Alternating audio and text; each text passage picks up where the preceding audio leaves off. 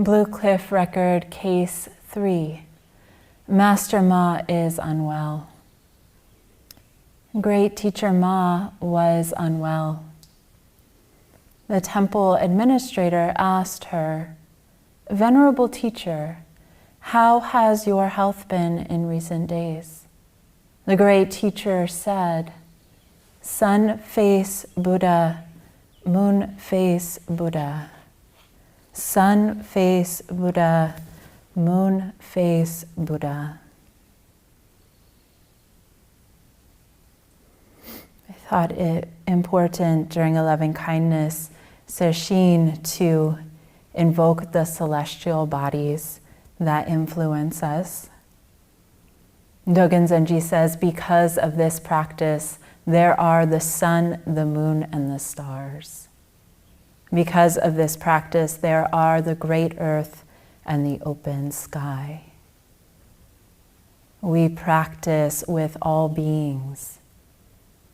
We practice with the entire universe. The entire universe sustains this one being's practice. Perhaps this one being sustains the entire universe. How would you know if that wasn't true? Sun face Buddha, moon face Buddha. Remember days when you let the sun kiss your cheeks, permeate your whole body. Sun face Buddha. Sun's light is life-giving.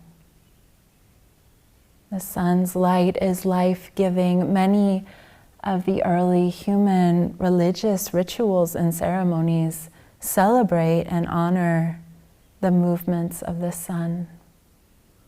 We're still doing that today. The return of the light. Perhaps that's why we get up before dawn, to welcome the sun and go to sleep just as it's starting to set. The sun is like lighting a candle in a dark room. Its luminosity makes what was previously invisible or unseen visible. It allows us to distinguish, to discern, to see the details. It illuminates ignorance, reveals. The sun's presence is constant during the day, even in Oregon, even if it feels temporarily occluded by clouds and rain. The sun's presence is constant during the day. The sun illuminating the sky is a beautiful analogy for what we call the nature of mind, or the ground of being, or awareness itself. The sun illuminating a clear blue sky. Bright, spacious, vast, clear. Are you beginning to recognize the spaciousness of your own being? Are you beginning to recognize awareness? Right now, let your awareness open to the space in the room. Perhaps the space outside. Feel the presence of the sun and the sky. When you begin to look for it or attune to it, there is so much space. There is so much space. Even in your mind, even in your heart. So as our minds and bodies begin to settle, and Zazen is so much, Sesshin is so much a body practice. That's why I keep coming back to deeply, deeply feeling, inhabiting the body from the inside. Insight, realization happens through the body, not just through the mind. We can open awareness just from the mind. Some people do that. And it's a limited perspective. But it's like intuitive when we're locating attention or awareness behind the eyes, which is just something that most people do because we tend to think that we're brains, I don't know, or that because we see from the eyes and we see other people and look into their eyes, that there's something more genuinely us in the face and in the head. So Zazen, we let those eyes, I heard Fuho use this analogy last Sesshin, so it's fresh for you all. We let those eyes all over the body. Let those eyes, every pore of the body. What a beautiful way to sit, to start to open to this space. There's a koan that talks about the nature of compassion as eyes all over the body. It's one of my favorite koans, and one of my favorite ways to do Zazen is letting each pore turn into an eye. There's so much space. It's okay to work with the same koan 2 sesshins in a row. It's okay for teachers to repeat the same koan 2 sesshins in a row. It just lets us deepen into it.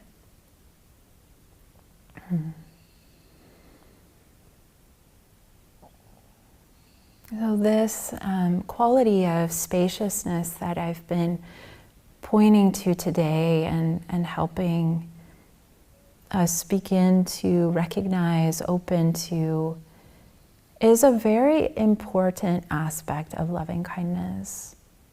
Call it emptiness, spaciousness, openness. It allows loving kindness to not be something that we personally need to generate and personally need to do something to feel for other people.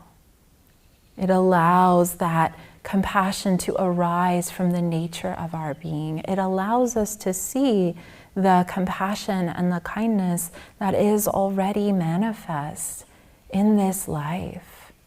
The life of this body taking care of us, the life of our hands and eyes and ears, the life of the forest, the life of everyone and everything, for this is one life. Chosen Roshi said to me today in Sanzen, you're not always supposed to talk about Sanzen, or probably never talk about Sanzen, but I'm going to right now, sorry. She said her practice right now is just opening to life. Just life, life, life, life, life. What a beautiful practice. You don't have to make spaciousness. That's the other reason I gravitate towards this practice, is because it's inherent to us. You don't have to make it. You just get to rest and trust in your nature. But what often we do as humans who think is we cover up spaciousness with our thoughts, with our beliefs, with our patterns of habits of mind, with our tangles of thoughts and judgments. So one question to feel into is, what extra are you carrying with you? Carrying from moment to moment to moment. Often in Sesshin, people begin to notice the inner narrator. It just like carries on the last moment into this moment, and then that moment into the next moment, and has some future moments that it's planning, and just like kind of pastes together this idea of a continuous self. Oh, there's a flash of a memory from childhood, that must be me. and I felt this way. And then the feelings arise fresh in the body in the present moment. And so it can feel like, oh, that must be real because I'm feeling it again. And meanwhile, that's projecting into something that might happen into the future. And there we go. We're a string of selves. But it's a self. It's just one self that we have at a time. Oh, that's the angry self. Oh, that's the self who had a difficult childhood. Oh, that's the self that is pitying herself right now. How are you anchored to your past? And which anchors can you just let there and walk away? How much are you anchored to some idea of yourself in the future? Some idea of what practice is going to do for you, some idea of what awakening is. And how does that hinder you from experiencing your life right here, right now, which is the only place awakening happens? What do you stick onto the present moment that is simply just a memory from the past or a thought, idea, image about the future? How much are you letting yourself live in a past idea of yourself, others, the world? So we can do this somatic experience during Zazen of trying to feel into the past. And I bring this up at this point in Sesshin because you need to have settled into the body. This isn't a mental process. The mind needs to be relatively still and quiet, which everyone's mind is. Yes, of course, there are still, but below that, the Zendo has a depth to it. We have a depth in how we're sitting into ourselves. Try to feel into the past, the last moment. That raindrop, that breath.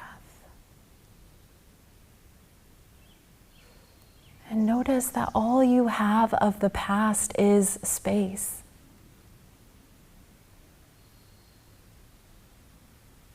There's nothing there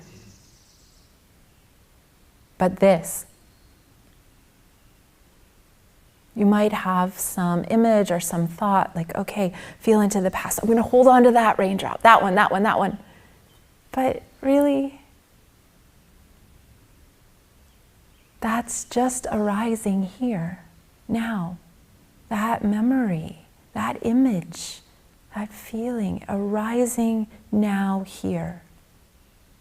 And the moment we blend with those images and thoughts, we have an emotional reaction.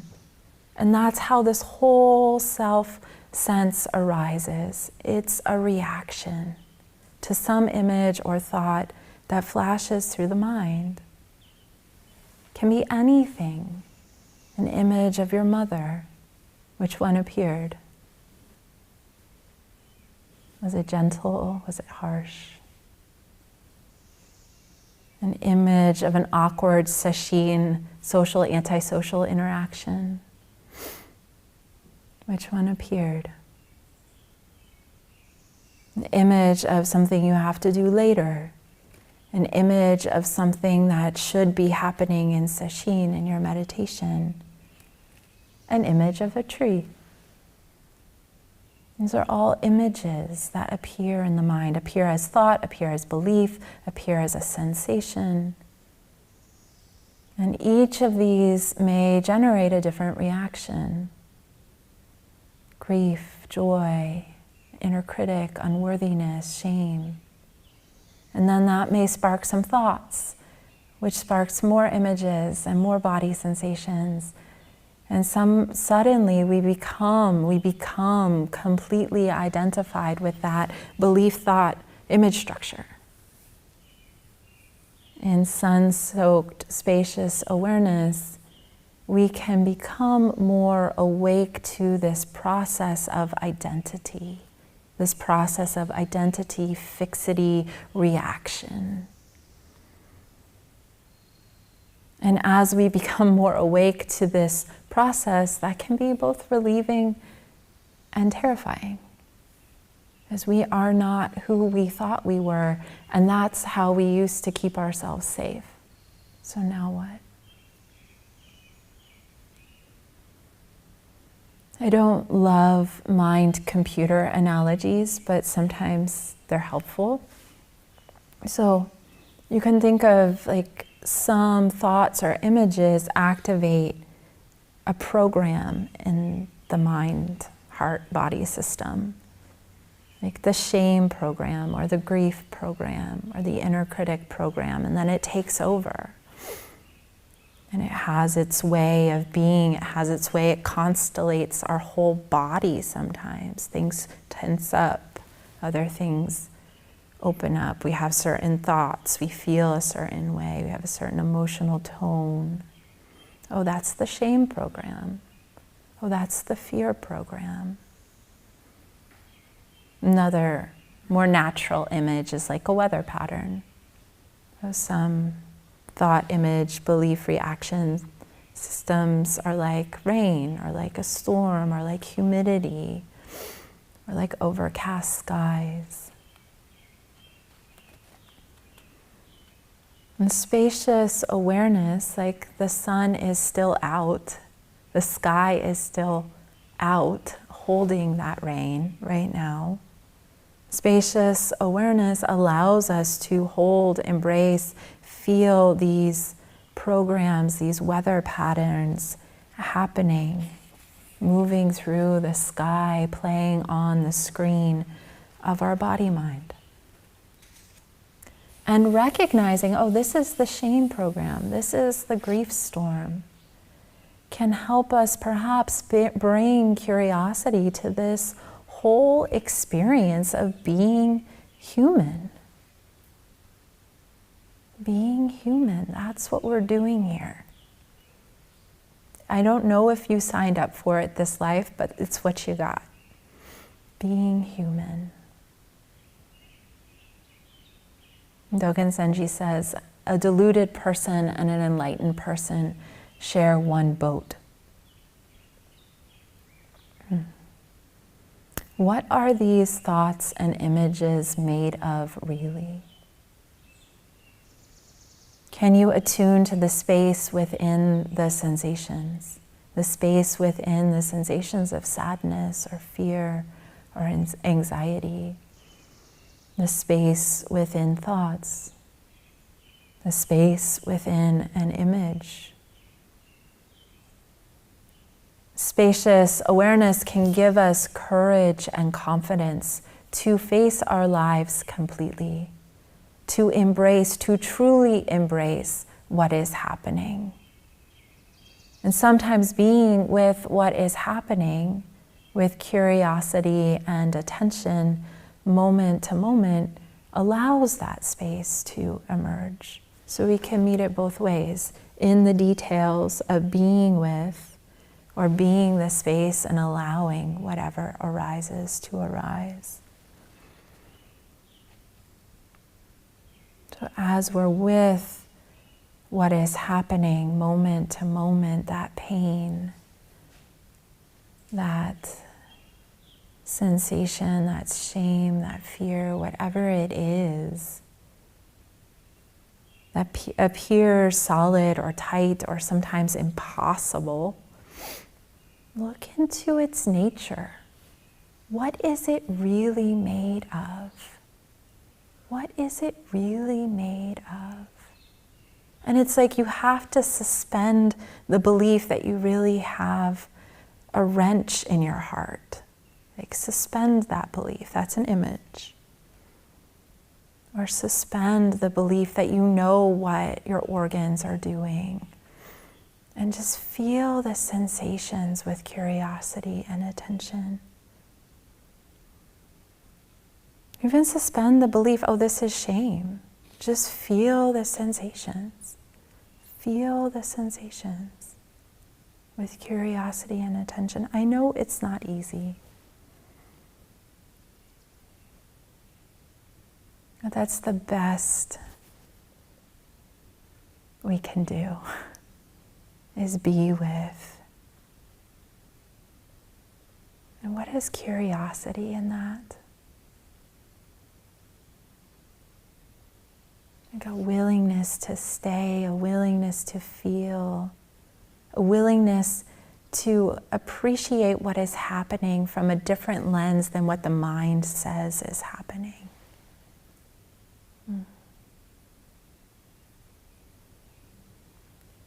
Like the sun illuminating a clear sky, the nature of mind is clear, bright, spacious, warm.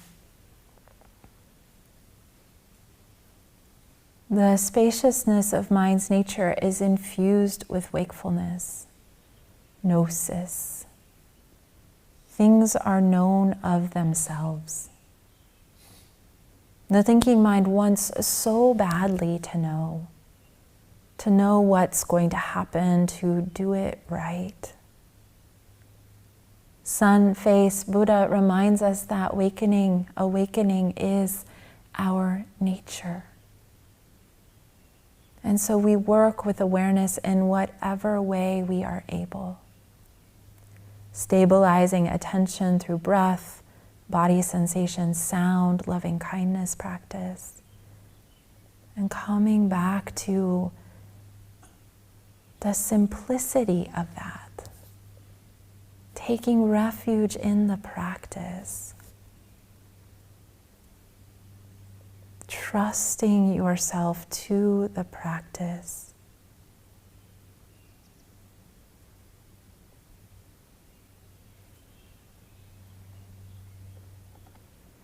I've been appreciating these two aspects of loving kindness, the aspect of spaciousness, which I've been focusing on a little more today. Loving kindness as non-discriminating awareness allows all things to return to the space that they arose from, to be themselves completely. Here all things belong to themselves, to the whole. And then also appreciating the more systematic or specific approach to loving kindness. Like practicing loving kindness for specific parts of my body, or for the young childlike part that gets activated or is afraid. For the baby, someone said they visualize themselves as a baby when they practice loving kindness for themselves. Or practicing loving kindness for specific people in the room, or specific people in your life. Calling each person to heart, saying their name, imagining them, and then allowing a wish for some quality, or offering them loving kindness on the out-breath. And part of that is noticing when you call up a specific person. So here's the shadow side of spacious awareness, is we can trick ourselves. Ah, yes, I'm resting in universal love for all beings. And then we leave the zendo and somebody is taking too long to get their shoes and we just start judging them. Right? No problem, right? That's two aspects of practice. But when we're resting in the spacious heart, and if you have a tendency to like to just diffuse all beings into one, when you call forth someone, just notice what tugs in the heart. Maybe you can see them as a Buddha, that's wonderful. Maybe you see the things that you stick on them, the projections. Byron Katie says the sticky notes, which is great because then you can unstick them. And that's part of the practice too. So I will continue to invite each person to practice loving kindness for each specific person in this sesshin. Go around the room. It doesn't take that long. And notice when there's a sticky place. And if there's not, just practice loving kindness. It's wonderful. It opens your heart and perhaps it influences their mind stream. I think this more personal way of working with loving kindness helps us work with our shadow, our hang-ups, and it's important.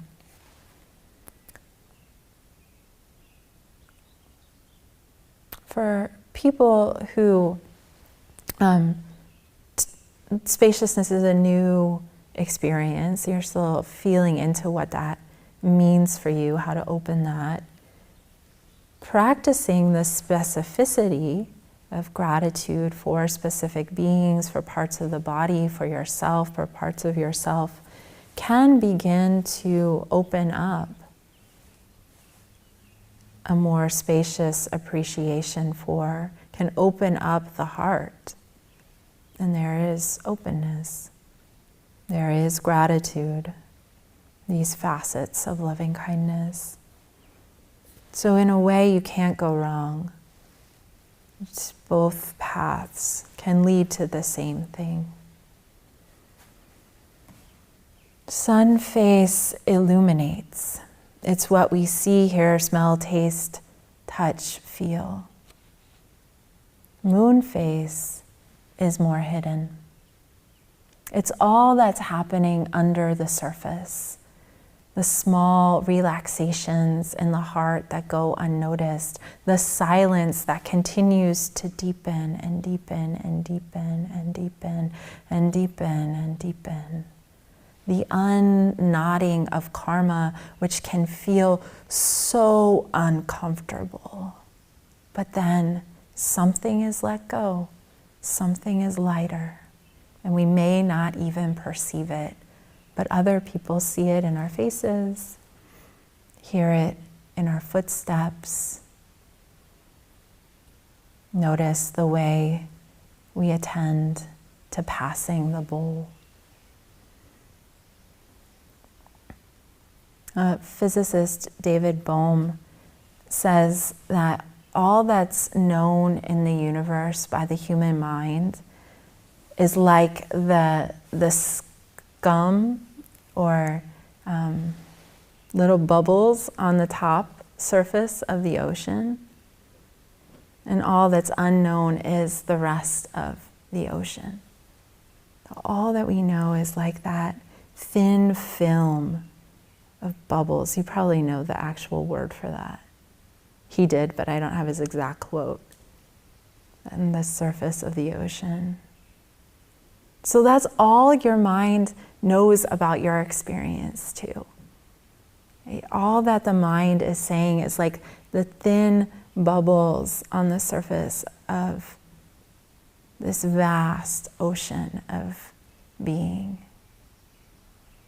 So if we assess our zazen based on how we think it's going, on what we can speak of, on what our minds understand, we're just projecting a certain idea that we have about ourselves, or a certain idea we have about practice, which is limited because we're the deluded side of that deluded and enlightened person in the same boat most of the time. So we can't fathom what is happening in practice most of the time. We're always going to be missing something. Moon face Buddha is the silence of mind, before words, before thought, a vast pool of silence, the silence that gives birth to the world. It's what we call in this tradition the great mystery. Before the ancients organized ceremonies around the sun, for millennia, they organized ceremonies around the moon. Sun face Buddha moon-faced Buddha, dance together in the sky. What is known to us and what is unknown dance together in our hearts. In Zazen, we honor both. We do the practice as best as we can understand. We share about our experience, but also we trust. We practice trusting the practice. We just do the practice. Someone shared during the group interviews online, after doing daily metta for their father for 5 months, suddenly they realized at some point that the resentment just wasn't there anymore. They weren't practicing to try to get rid of the resentment, didn't expect it to go away,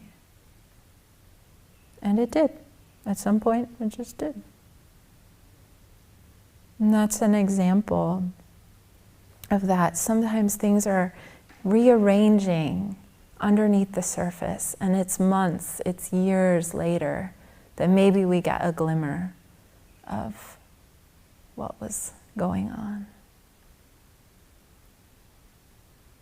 The mind that wants results cannot fathom the depths or profundity of a single moment of Zazen.